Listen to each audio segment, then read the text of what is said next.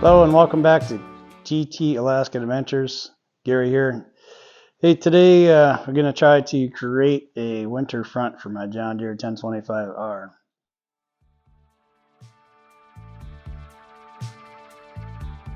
So anyways, what I did is just took a piece off the roll, wrapped it around the whole front of the tractor there, and then a lot of it I just basically kind of took my fingernail and traced along where it needed to be cut out, and it just kind of ripped. And some of it I had to kind of do a little cutting with a utility knife. But so the material, wondering what that is. Basically, it's kind of see it there. It's nothing more than I think it's pond liner material that you'd get for people have them little flowing little ponds in their yard that they put in, little fake little ponds with the rocks and stuff. So why do I want a winter front? It's cold in Alaska.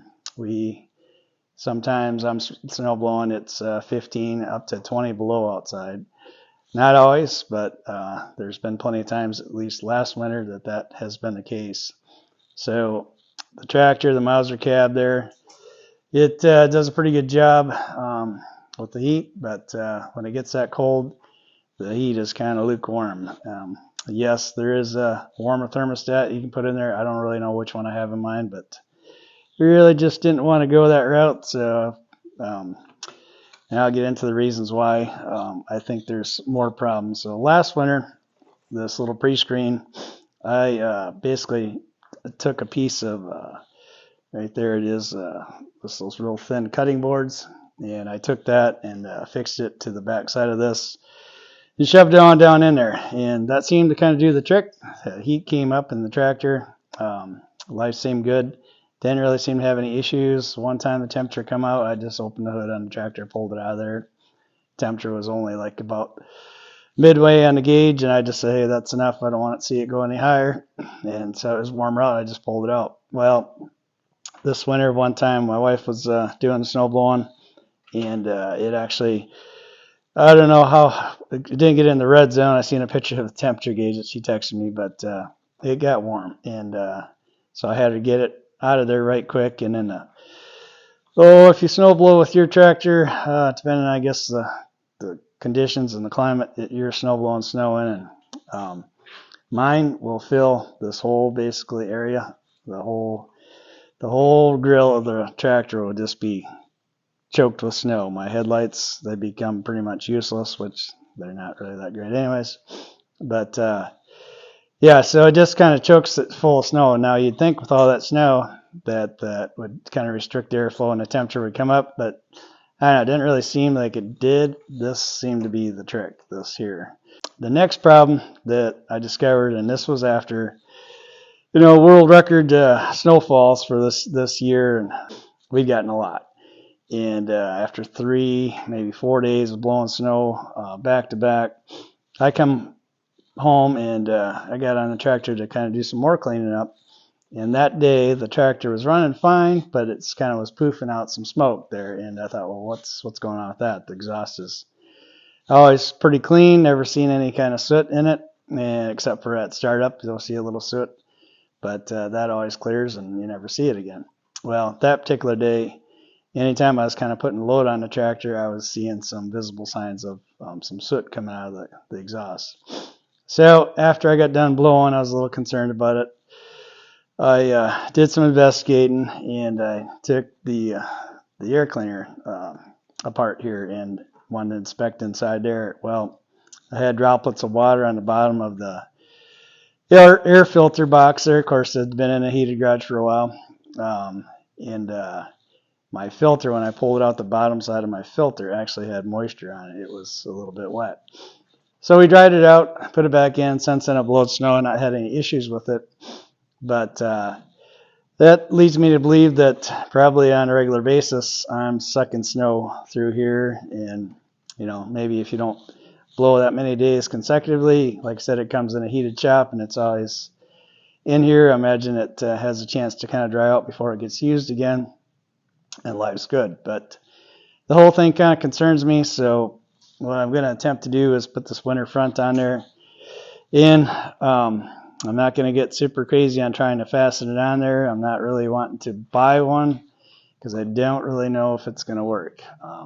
The temperature gauge is the god of the tractor. Let's just say I am not going to try to overheat my tractor by any means, and so it's going to be kind of a trial and error method, or trial and error thing to see if this works. So I cut it a little bit oversized, so I was able to tuck it in behind your side covers. So I did have to loosen them up, tuck it in there, slide them back in, and it doesn't fit 100% tight down here. It's kind of a little loosey-goosey on the bottom, but when you start the tractor up, it pretty much sucks it in there pretty tight. So what I'm going to do today is I'm going to cut hard to see here.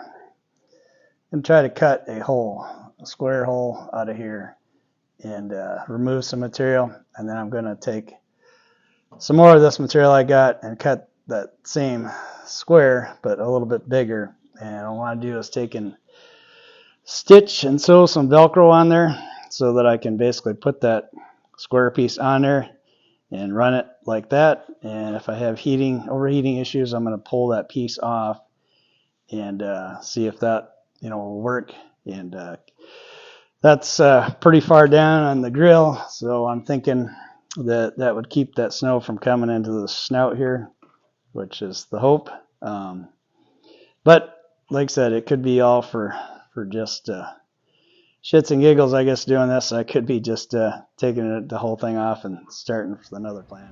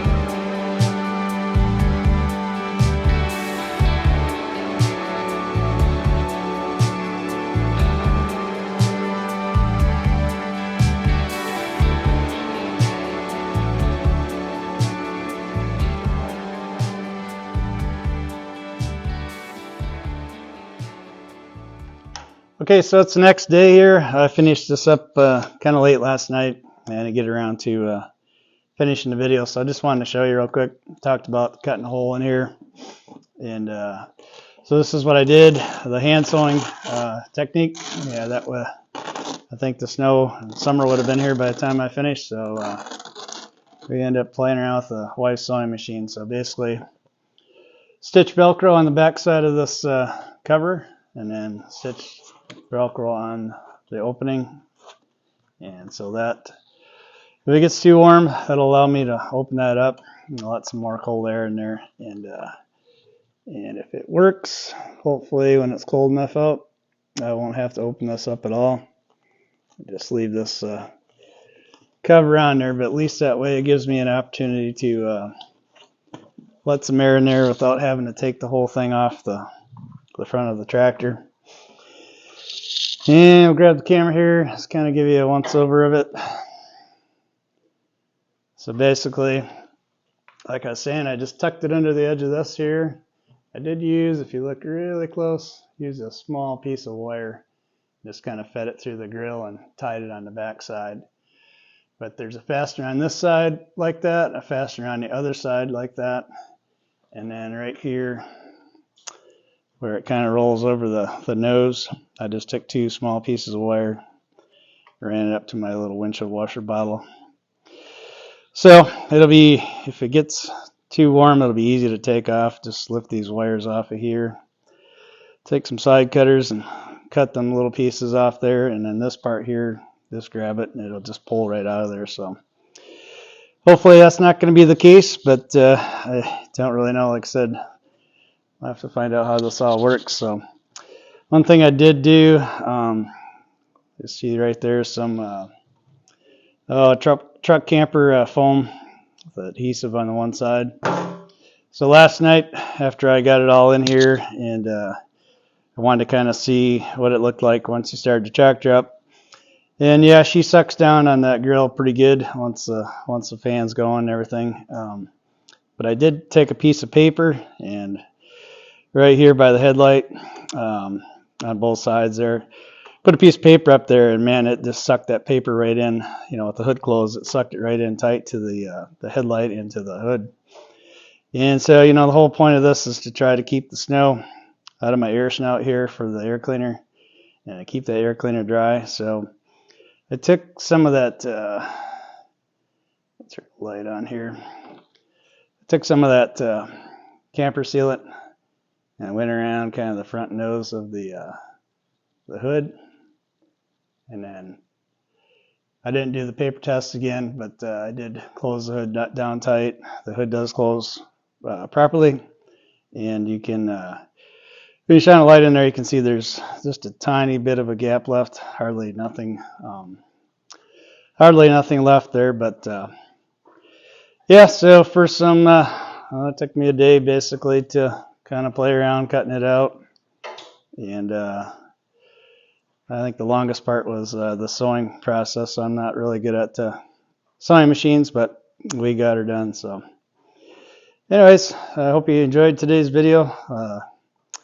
Leave a comment there if you have experienced something similar with your tractor, or maybe leave a comment how you resolve the issue. I don't really know, like I said, if this is the answer, but for some fairly inexpensive material I picked up, it was I thought kind of a neat little project. So, and I'm pretty happy with how it turned out. So anyways, thanks again for watching the videos, and leave a like if you liked the video, and please subscribe if you haven't already. We'd love to have you as a subscriber. Can't say the word, but anyways, y'all have a great day.